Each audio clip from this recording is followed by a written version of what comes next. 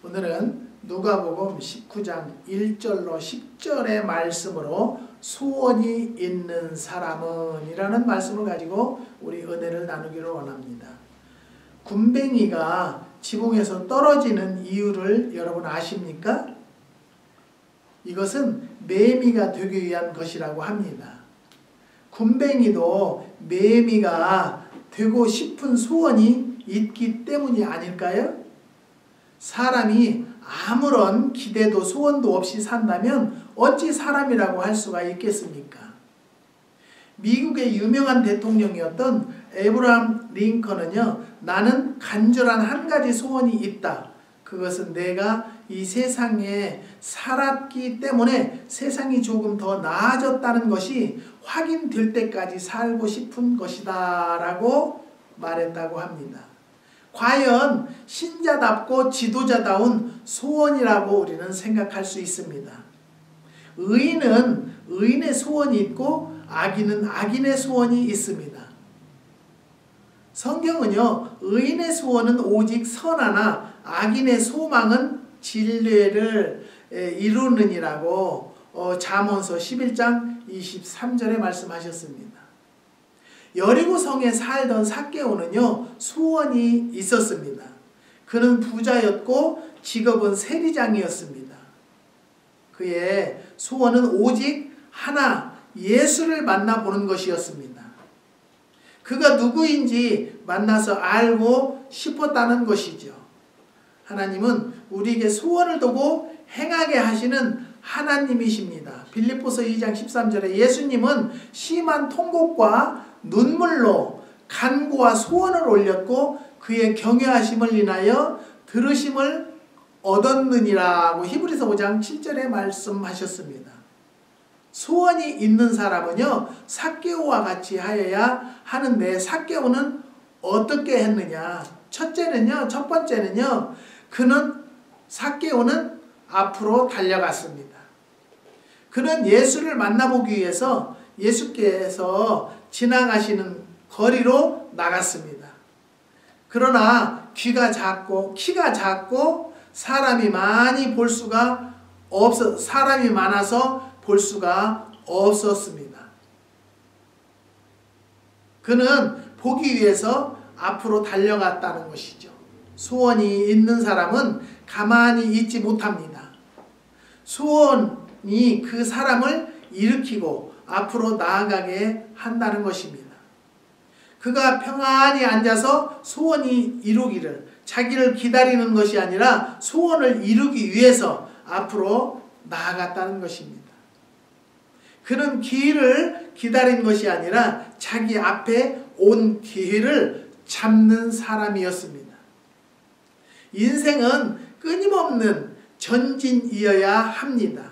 사람이 가는 길은 평평대로가 아니지요.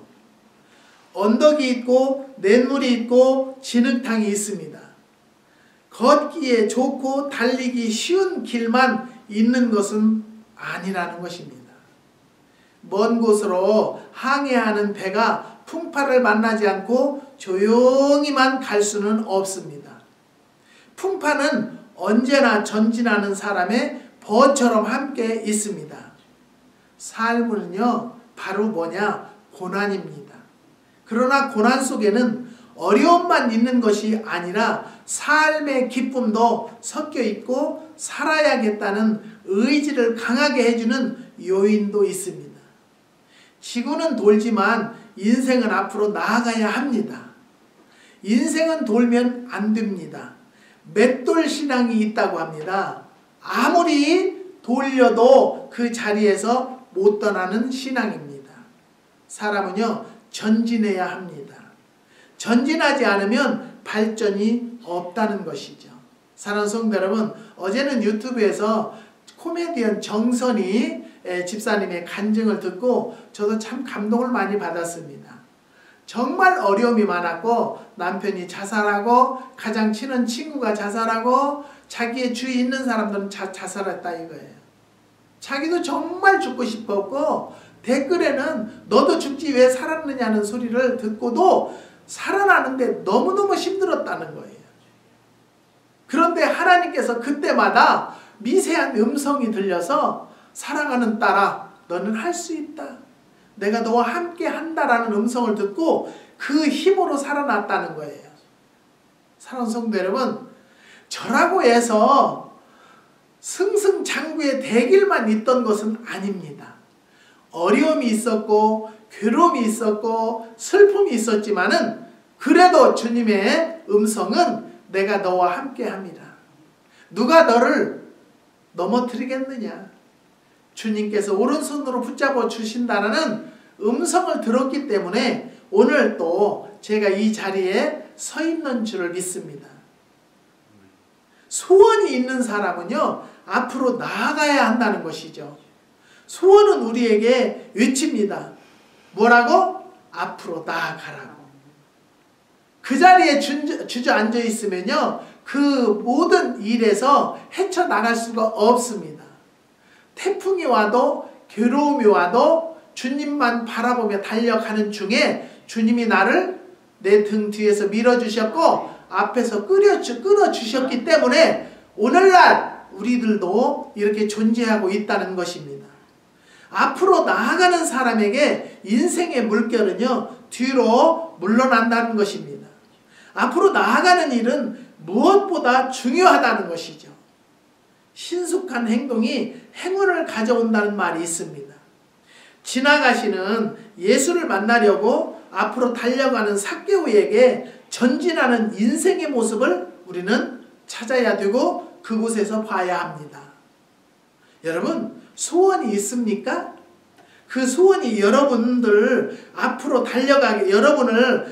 달려가게 하고 소원을 성취하시기를 주님의 이름으로 부탁드립니다. 그 다음에 삭개오는 두 번째는요, 그는 위로 올라갔습니다. 삭개오는요, 키가 작은 사람이었습니다. 키가 작고 사람이 많아서 예수를 볼 수가 없던 그는 어떻게 하면 예수를 볼 수 있을까를 생각하다가 앞으로 달려가 길가의 가로수로 기어 올라갔습니다. 여러분은 주님을 만나기 위해서 어떠한 노력을 했습니까? 앞으로 달려가 봤습니까? 아니면 그 지나가는 주님을 보기 위해서 뽕나무로 올라갔습니까? 여러분은 무엇을 노력했다고 생각하십니까? 우리는 이 시대는요, 주님을 보기 위하고 주님을 만나기 위해서는요, 정말 내 시간을 버리고요, 주님 앞에 기도하는 여러분들이 되시면 주님을 꼭 만나볼 수 있을 것입니다. 키가 작은 것은요, 내 문제고 사람이 많은 것은 남의 탓입니까?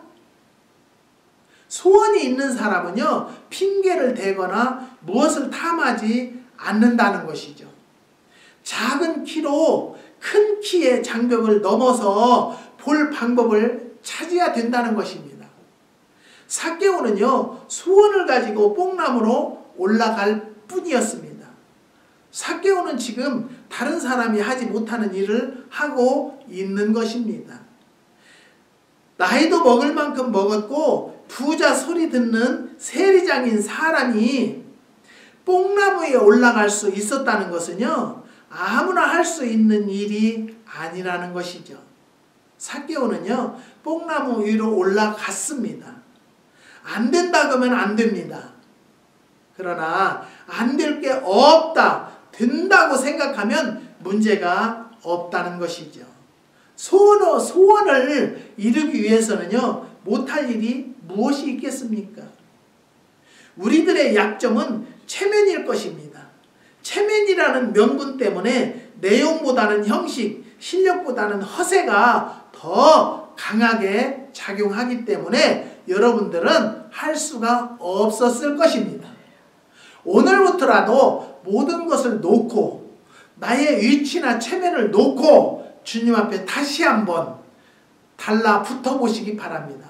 달려가 보시기 바랍니다. 올라가 보시기를 바랍니다.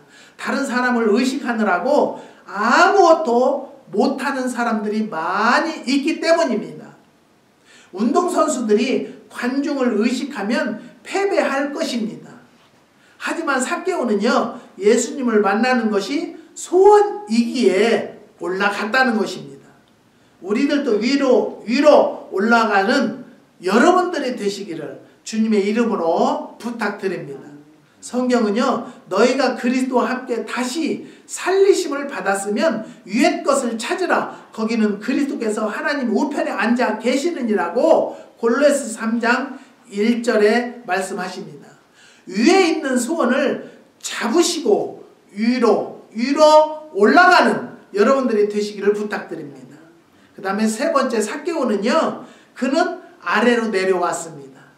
삭개오는 뽕나무에 올라가서 자기 옆으로 지나가시는 예수를 볼 수 있었습니다.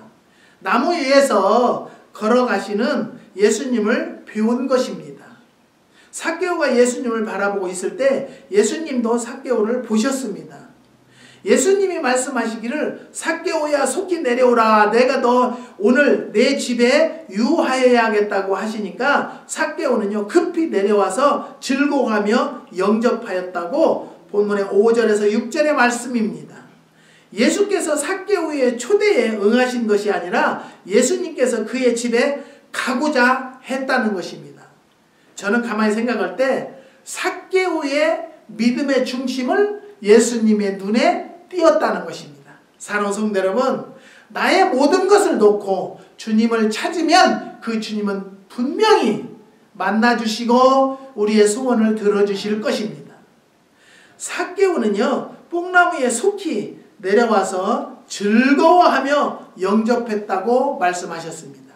사람들은요 이것을 보고 저가 죄인의 집에 유하러 들어갔도다고 7절에 말씀했습니다. 그러면서 뭐 했어요? 수근거렸습니다. 비판했습니다. 조롱했습니다. 우리는 수근거리는 소리에 신경을 쓰지 말아야 합니다. 그러나 저러나 사람들은 절반은 나를 비웃습니다. 내가 이쪽에 서면 저쪽 사람이, 내가 저쪽에 서면 이쪽 사람이 나를 비난하게 된다는 것입니다. 그러나 몇몇 사람이 수근거린다고 용기를 잊어서는 안 된다는 것을 말씀드립니다. 나를 인정하는 사람도 있으니까요. 아버지와 아들이 당나귀를 팔러 장에 갑니다. 두 사람이 당나귀를 끌고 가는데 당나귀를 타고 가지 그냥 걸어서 가느냐 수근거리는 소리가 들립니다. 그래서 아버지는 아들을 당나귀에 태우고 갔다고 합니다. 할머니 한 분이 지나가시면서 아버지는 걸어가고 아들은 타고 간다고 불효자라고 말했습니다. 이번에는 아들이 내려 걸어가고 아버지가 타고 갑니다. 조금 또 가다 보니 아낙네들이 어린 자식은 걸어가고 어른이 타고 간다고 못된 아버지라고 합니다. 아들도 타고 가다가 당나귀는 아주 괴로운 듯이 걸어갑니다. 또 얼마를 가니 농부 한 사람이 밭을 메고 있다가 그 꼴을 보고 힘들어하는 당나귀 편을 들며 나쁜 사람들이라고 욕합니다. 아버지와 아들은 생각을 바꿔서 당나귀를 막대기에 꿰서 어깨에 메고 갑니다. 더 괴로워서 당나귀는 날뛰기 시작했고 다리 위를 지나가다가 모두 강물에 빠지고 말았습니다. 이거는요 오늘날의 우리들의 이 사회생활, 삶의 생활에서 흔히 있을 수 있는 일입니다. 나는 주님의 뜻대로 산다고 하는데도 주님을 알지 못하는 자들은 어떻게 그렇게 사느냐? 그렇게 꼭 예수를 믿어야 되느냐? 그런 식으로 하나님을 또 믿어야 되느냐라고 하면은요, 또 그것을 않게 된다라면 우리는 영원히 주님의 사랑을 느낄 수 없다는 것을 깨달으시기를 주님의 이름으로 부탁드립니다. 자기의 일을 스스로 생각하고 결정하지 않고 남의 말만 듣고 하다가는 이런 꼴을 당하고 만다는 것입니다. 사랑하는 성도 여러분, 세상의 사람 말 듣지 않는 자들이 되시기 바랍니다. 내가 주님을 사랑하면 누가 무엇라 한다 할지라도, 하나님을 잘못 믿는다 할지라도 여러분들은 정말 그 하나님을 믿고 우리 하나님은 좋으신 하나님으로 믿어진다라면 요동하지 않는 성도들입니다. 흔들리지 않는 성도들입니다. 사랑하는 성도 여러분, 여러분 주님을 만나 보셨습니까? 주님과 대화하십니까? 주님과 동행하십니까? 그렇다면 어떤 말이 들린다 할지라도 흔들리지 않는 자들이 되시기를 주님의 이름으로 부탁드립니다. 나는 내 식대로 내가 생각하는 대로 사는 것이 맞을 것입니다. 오직 예수님만 믿고 사는 것입니다. 그러면 모든 것은 남의 말은 뭐라고요? 3일 가요. 3일 후에는요 남의 말 하지 않아요. 사랑하는 성도 여러분, 3일 후에는요 누가 역사하세요? 하나님께서 하십니다. 믿으시기를 바랍니다. 우리는 하나님을 믿고 따른다라면 삭개오와 같은 주위에서 많은 자들이 비판을 하고 조롱을 했다 할지라도 예수님께 눈에 띄었고 인정을 받았다라면 그 예수님이 꼭 좋은 길로 인도하실 것을 믿으시기 바랍니다. 너희가 전심으로 나를 찾고 찾으면 만나리라고 에레미야 29장 31절에 말씀하셨습니다. 소원이 있는 사람만이 그 소원을 성취할 수 있습니다. 사랑하는 성도 여러분, 우리는 소원을 가지고 나아가는, 살아가는 성도들이 되시기를 주님의 이름으로 부탁드립니다. 기도하시겠습니다. 하나님 아버지 감사합니다.